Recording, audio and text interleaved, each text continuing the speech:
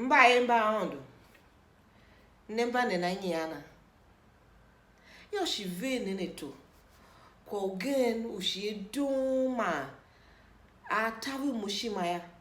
ndadzwami kama kwede shimvala maveneshame mbaapostoli due ludzende vyange shakwa haya yange ludzende yava nyo higalu genu bagrika na ha dzwa ugene yilawe Timoteu nengona luwamba yuda bawe gemadilu tena lu grika na ha shachu ta yomba hijila wusu hiti ontala chiye wusu na ha Paulo ton songu shanjaive ba yuda ya shai una ludzende lamune yo kpaa shi Timoteu na ludzende pasin yo vyange kpaa unana hunonga ya shi ba yuda kwa ve hunonga ya na ha ludzende ya vi Paulo apostoli kwa Timoteu mashila vuludzende pasin yo loka shi wanve ka wanywe Kristu ya eva de veli ishaji kusu ya aka manatinde yanga batama mbake Yerusalem vitindi vevu olu yo utavi vesima mashitesi vegbinda vedzende shami utesi higeya vihingimba Kristu vihingimba dodon Yesu Kristu mantisen nayo na ha yomba ya vedzende zanza yo Paulo mashila vi yem kagalu genela hachu hi la ya yanga Paulo ludzende shenu mo dzende na shakwa hana shima luni maon zaki yeshia ya ba jijingu wondo lumunevega kosulu wolo no zuami ki tagada o ne kamba apostoli ti opotrata na ha mashienje ve mu eve yem ki yeshia ya jijingu Yesu Kristo we yanga ve eve didzega na ha vekpa vekla zaga ha kwau gene ya viludzende nkulu ga ningi babukla yem ki yeshiaga na ha hishienum siso wolu kwa haminya kpokpo ne ya Paulo mashila vu movi yem ki galu gane na ha chibe bi yem ki galu gane yo yangi lusha nyedzwa ondo na mana mo na hana wo ken aye ne kamba apostoli ti opu tratala be mo hi virusha po kamomla yangi Paulo nengi kanem nengi kem lwe mpasu sham nengi kasi yila kizoba tu vision ya nengi kanem pasu sham nengi na woluge vatile lu yila ye ilu Macedonia na ula tile lu yila ye avak galu Macedonia ava wasive na yangi mba najiji ye Paulo ndele ya vi najiji ka ondu jelu na ve ya tisive galu igbe ve taheve ve la mayo pasive kwa ondu yo na ha Paulo ma move shila vi yen vi kalu gamba gene wo to kila vi kalu gata za vi da nyoke galu Filipi ne lu galu vesenu ke Macedonia jene ma Macedonia ha shie ne gmalu shekevi mba Roma ilu gau vi baroma heme heyo na ha shie ga ne kpishia hi shie ne vi luemba ondu ve mba vi chivia ki Macedonia ba fana ka bibilo vi kae galu ondu genu onkulo ondu ba kiriki mba ya vi ba chivia ilu ondu atemi na ondu ne lu ondu kwase na ha pa ichivi uwase yia ha moba na kele gbuno na chiwi unsha mchiru na sola na akpa yange londo na yomba nzwa passivation pasusha mnenge evi vahiga ne ya Paulo mashila kwa ya najiji kwa onda tindive ya une kwala uneva duwe vo shune na tomu ibebe va ela ve ukai na ha yange viva nyoke galu Filipine ya vita ayanga ka kpoa na ha hayanga imemeo ma vinde vi dua ke gala vi ye hi pe ifina ha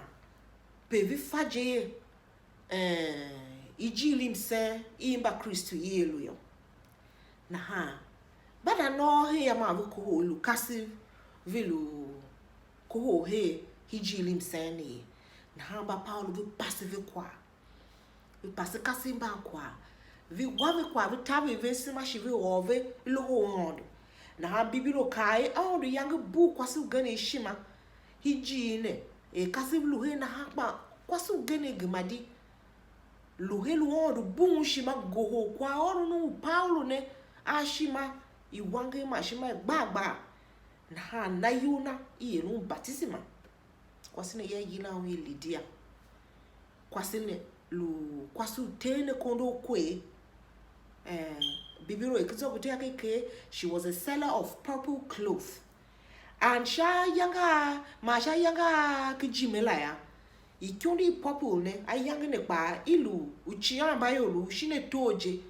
ha akondo purple ne ayele me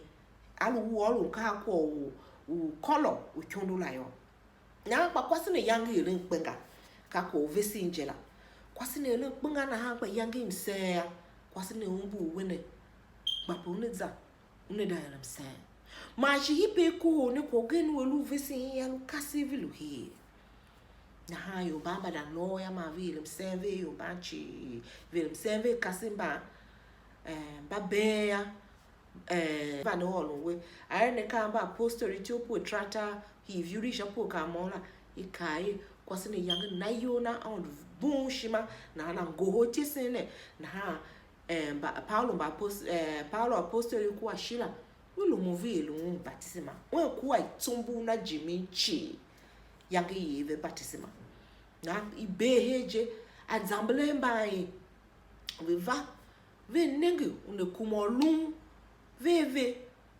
kwasi Kristo no kuve kumo ve nenge umpo kumolum kwasi Kristo ma wengu nongu ma veve ya ma ve ma vatahiana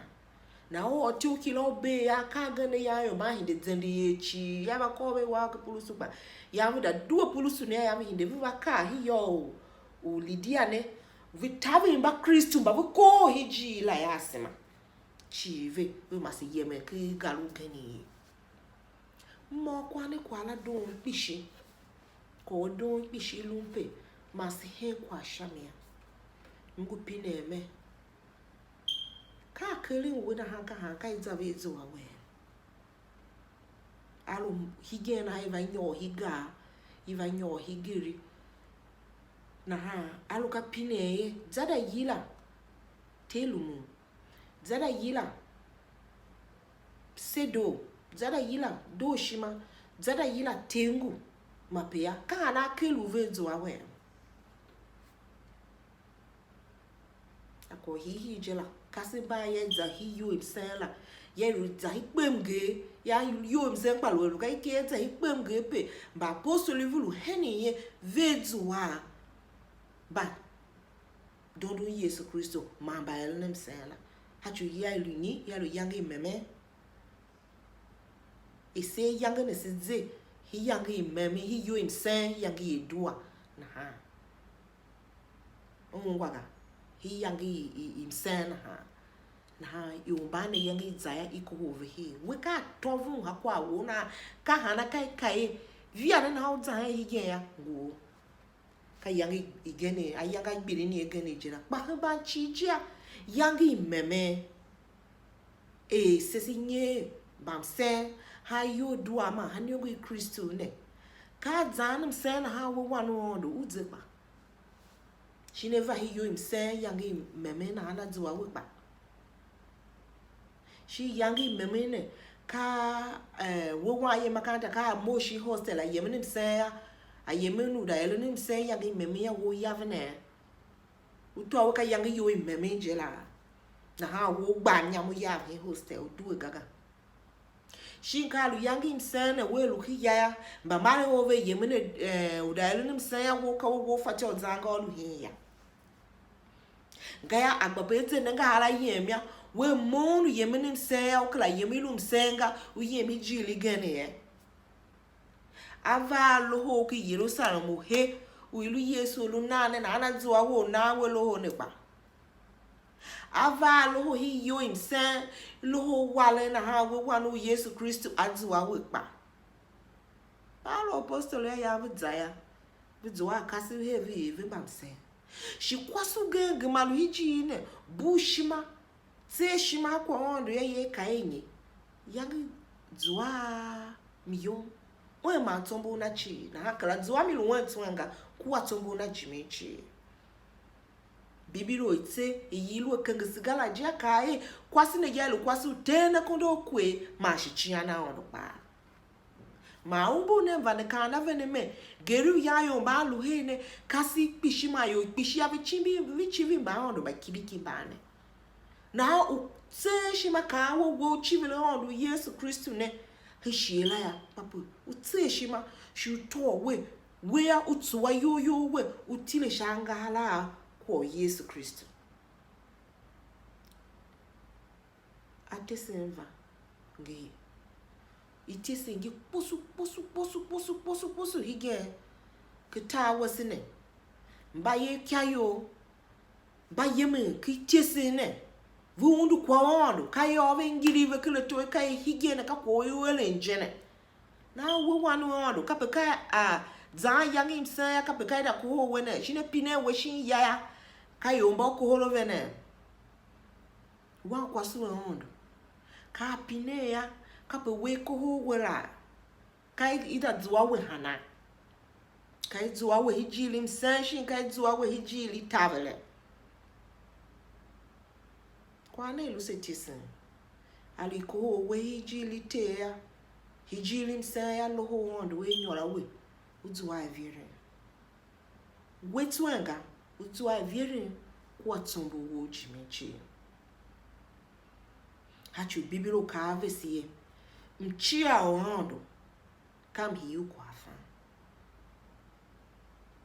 na hachia wando dondu sha uzuwa kwa fa ufa pegba po ulu shashi ya nungwaga mbala vulu fako yesu ne kumvega shivulu fonga ya chusesa zimba henene he mba vulu fa yesu gaya benongo vifao shikbo we dondo wela ba we wande fa un shivitawe shima mongba fa unga agba pesa olu imionaga dikende kwa nega ngwe uma ngwe viere ma ngwe mzeme pa yo lunen tido sa shenge shimeda fawa ko gane mi de mi o shimeva mva o ni ungwaga lunen tido